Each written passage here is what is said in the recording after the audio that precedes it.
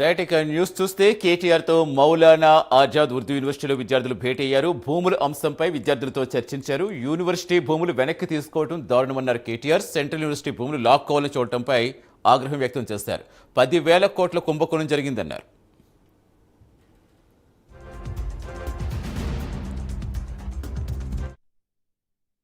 దేశంలోనే ఉర్దూ స్టడీస్కి ఉన్న ఒకే ఒక్క సెంట్రల్ యూనివర్సిటీని ఏ రకంగా ఈ రాష్ట్ర ప్రభుత్వం నిర్వీర్యం చేసే ప్రయత్నం చేస్తున్నదో, దీన్ని కూడా రియల్ ఎస్టేట్ అవసరాల కోసం ఏ రకంగా వాడుకోవడానికి విలువైన ఆ భూములను ఏ రకంగా 50 ఎకరాలను ఇవాళ స్వాధీనం చేసుకోవడానికి ప్రయత్నం చేస్తున్నదో వారి బాధను వివరించడానికి ఇక్కడికి వచ్చారు.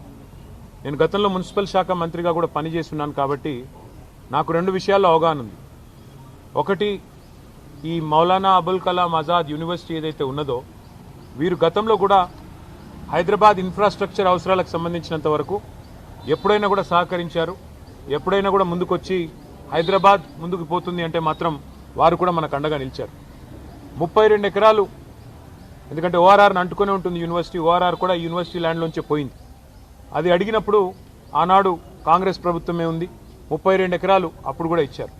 తర్వాత బీఆర్ఎస్ గవర్నమెంట్ వచ్చిన తర్వాత ఆ ఖాజాగూడ చెరువు నుంచి యువతల గచ్చిబౌలి టు అటు నానక్రామ్ కూడా ఒక లింక్ రోడ్ తీయడానికి ల్యాండ్ అడిగితే 7 ఎకరాల స్థలం అప్పుడు కూడా యూనివర్సిటీ ల్యాండ్ అప్పుడు కూడా వాళ్ళు సహకరించారు. అసలు సెంట్రల్ యూనివర్సిటీ వచ్చిందే హైదరాబాద్కి తెలంగాణ మొదటి దశ పోరాటం తర్వాత.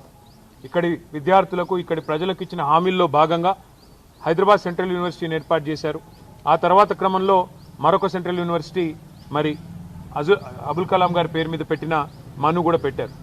పెట్టిన తర్వాత ఈరోజు ఆ స్థలాలకు ఇచ్చిన ఆ విశ్వవిద్యాలయాలకు ఇచ్చిన భూములను తిరిగి వెనక్కి తీసుకుందామనే ప్రయత్నం ఏదైతే ప్రభుత్వం చేస్తున్నదో ఇది నిజంగా కూడా తీవ్రంగా గర్హించదగ్గది, తీవ్రంగా